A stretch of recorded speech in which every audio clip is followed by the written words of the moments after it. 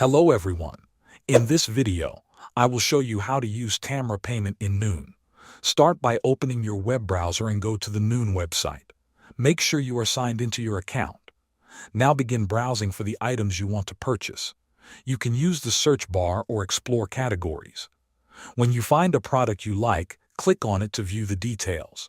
Choose the correct size, color, or version if needed. Then click on the Add to Cart button. Repeat this process for any other items you want.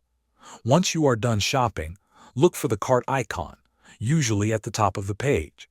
Click on it to review your selected items. During the payment step, look for the Tamara payment option. It may appear alongside other payment methods.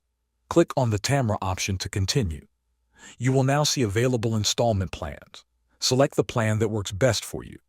This usually includes splitting your total into several payments over time. If this is your first time using Tamara, you may need to verify your account. Enter your phone number and follow the instructions to confirm it using a code sent to you. After verification, review your payment details. Confirm the order and complete the first payment. This initial payment is charged immediately. Once done, your order will be placed successfully. The remaining payments will be scheduled automatically according to the plan you selected. Thanks for watching.